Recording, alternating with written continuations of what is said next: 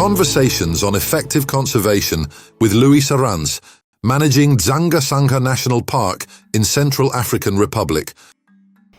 In this second audio, in this second part of the interview that we had with Luiz Arranz, he explains in more detail the way they are managing nowadays Dzanga Sangha National Park in Central African Republic. That's his most important project right now.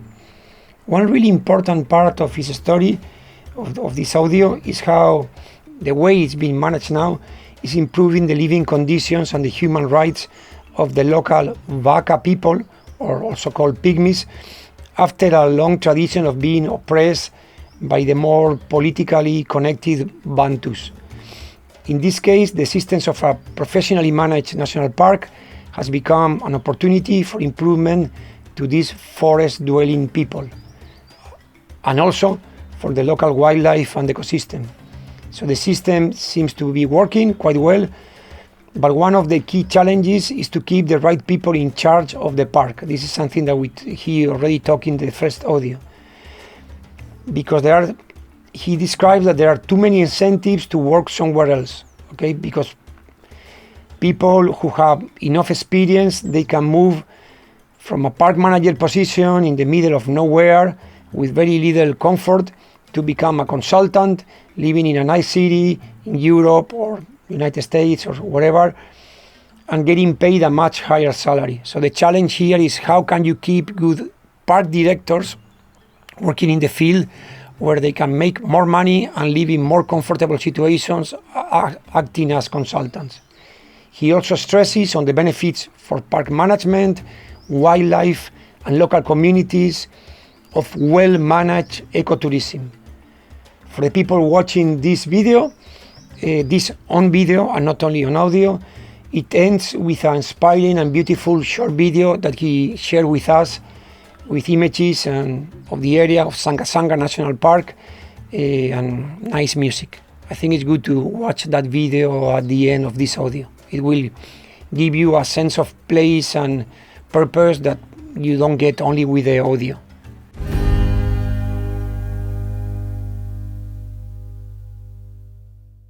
The founder of African Park, a very rich man from Netherlands, he contacted me, he wanted that I work for him, and one of the things he told me, Luis, if you send me a report that more than one page, I will never read. Never. So, but now for the European Union, for the other, you need a report of 200 pages. 200 pages. A proposal for asking for money is huge. I need somebody, 2 or 3 people, a team of 3 or 3 people for 1-2 months writing something to tell I need ammunition, I need guns, I need a car, I need petrol for the car, I need that. But it's impossible. Now we start a slide presentation to support the audio. I am going now to try to explain how we are working in Dzanga Sangha. So the first thing I say is the ranger. The ranger need to be trained.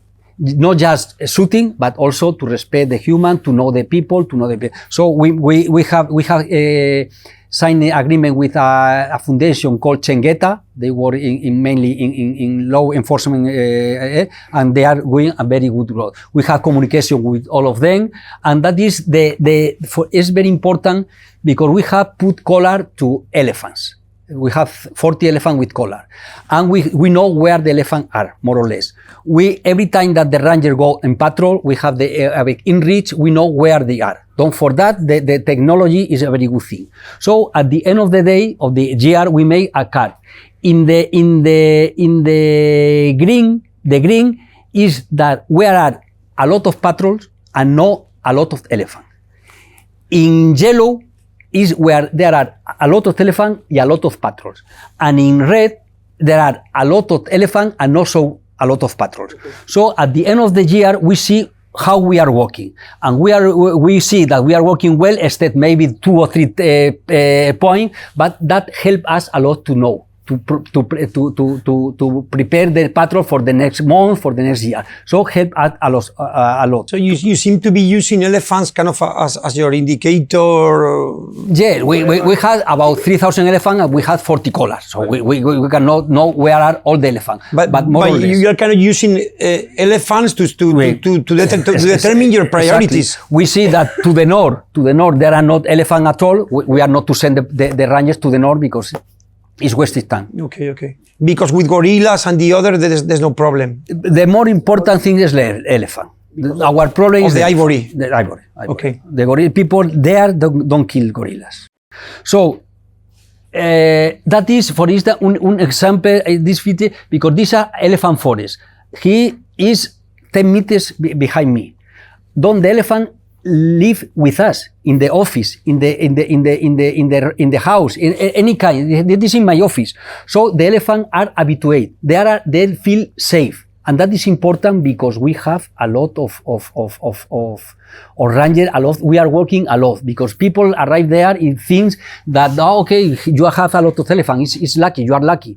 There is no lucky. It's a lot of work. A lot of work. We have the advantage for us is that the real poaching, the complicated poaching are from South Sudan, Chad, north of Central African Republic, north of Cameroon.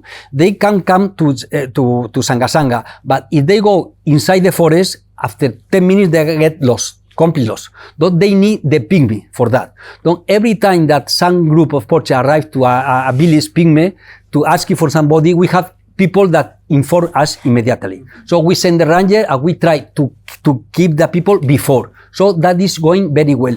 And that is this for this because it's not normal that a forest elephant can be eating in front of somebody and they here at any moment. Don't we work, that is about you answer about your question, about working on the people.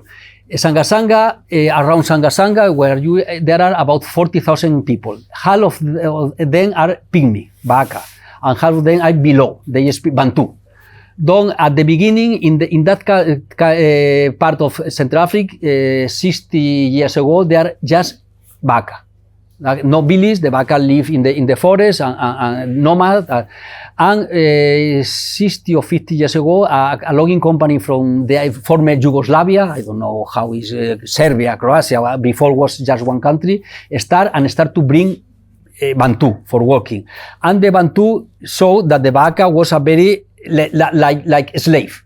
You have to work for me. You have to work 10 days or 1 month for me. At the end, I give you a bottle of beer and it's enough. So the Baka has nothing else. Okay, it's not normal. For many years they have exploited the pygmy. Now we have created a human rights center. We have a group of lawyers that every day go to all the Baka villages to see what happened. If somebody try to take advantage of Baka, we go to him. We try to arrange between us. If not, we go to the justice, to the trial, to arrange that. Now the Baka see that they have right, because till now the Baka had no right at all. They had no identity, they had no passport, they cannot vote, they cannot travel, nothing. So now they see that they can do it, and they are really happy. Because that they try to help us informing about the poacher, because they see that they cannot hunt in the park, is not good for them, but in the other side, they have right. We pay the education for the Baka. I mean, we have created an association called Indima Kali, Indima that means forest in Baka, and we try that the older people learn the young people all the tradition, all the culture, all the way to live in the forest, because they live in the forest. They don't need absolutely nothing outside the forest. The medicinal plant, the food, the how to climb to a tree to take the honey, everything. So we do that. But in the other side, in the other hand, we pay to the Baka all the school, so they can choose. If they prefer to stay in the forest, they know how to do. If they try to go to the school, to go to the universities one day, they can do. So we pay for all that. We had, sometimes they go to the school, but sometimes in the caterpillar season, for instance, they have to go all to the forest to take caterpillar. So we send the teachers to the school to follow them. So they, when they finish to collect caterpillar, we continue learning to read, to write, to say, and he's working very, very well. We have also a mobile clinic. We have a couple of doctors, and every day go to the small, to the Baka to see what happened. We have ecography, and everything is free for them also. So we had, sometimes you see the lady that is the ambulance in the forest.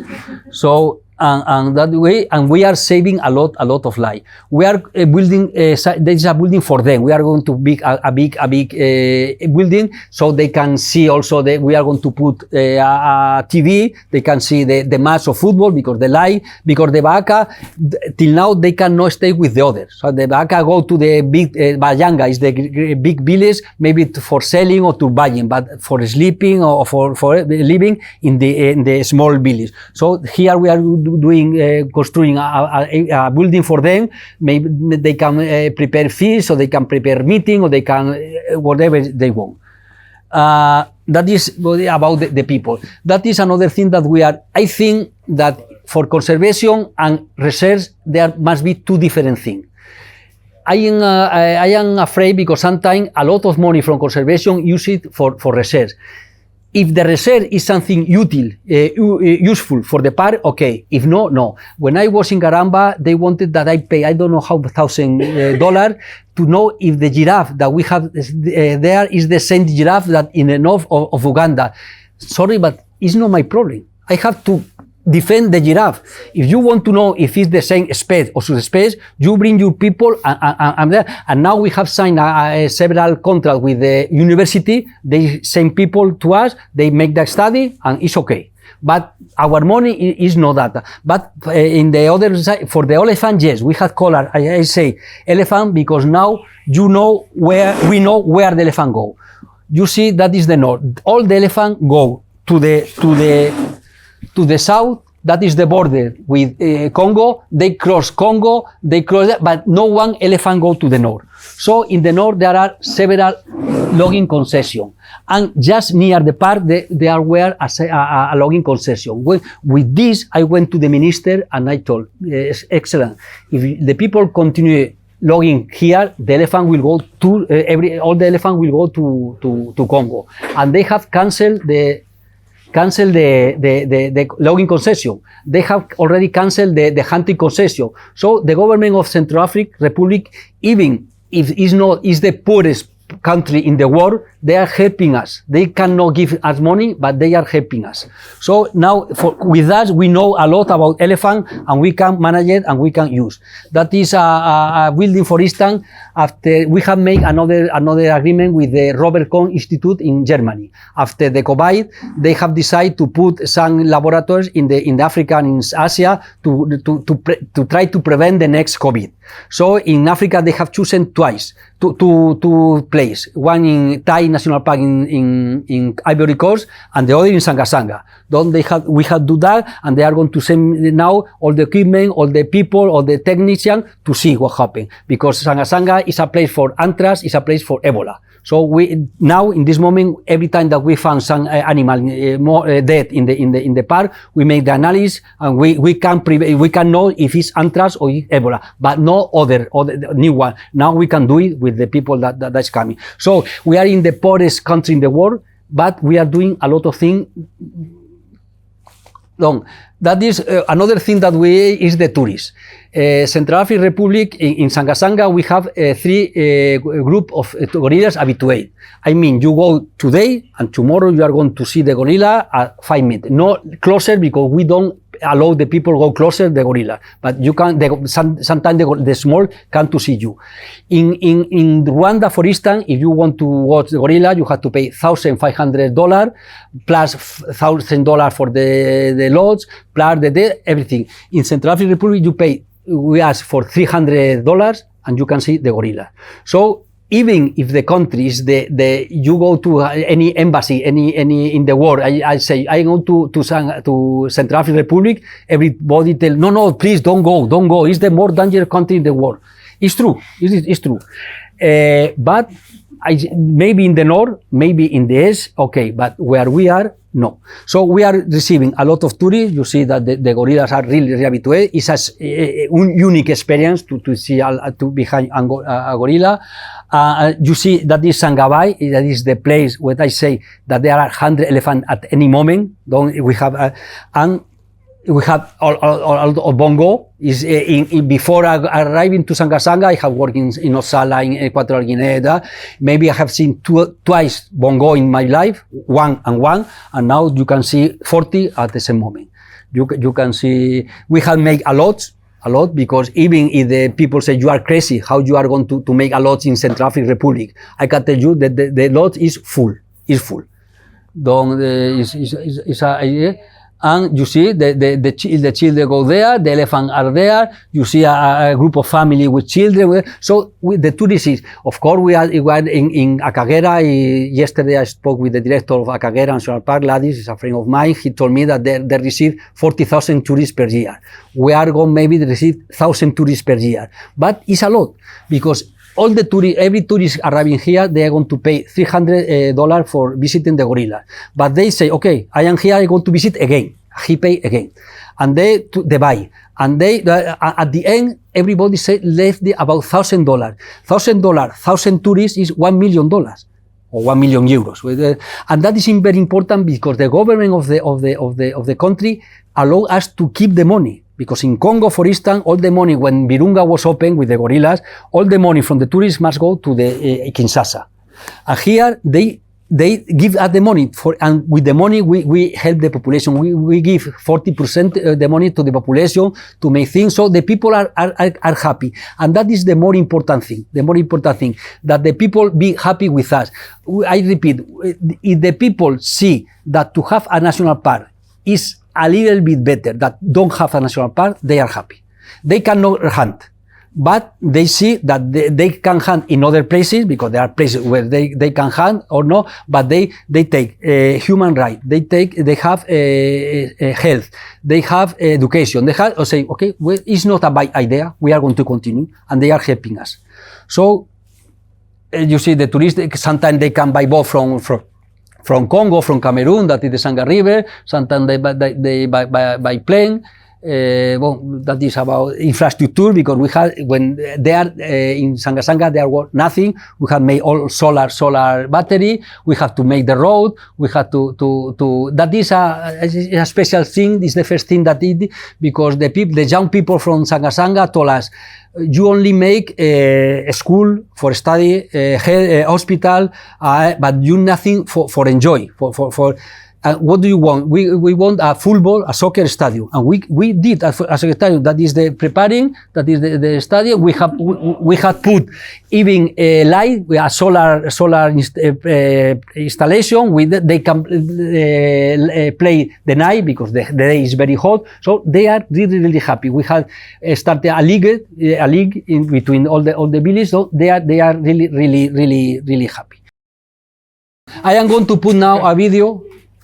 It's not a video, because even if Ignacio asked me to don't speak a lot about animals, I think that it's very important to know why we are there. Absolutely. Because sometimes the director of the park forget why he is there. They think that he's there to make a very good report, to make a very good tables, to do a lot of presentation, to receive a lot of authority, but the reality is that we there to protect what they are. So I am going to make a small audiovisual.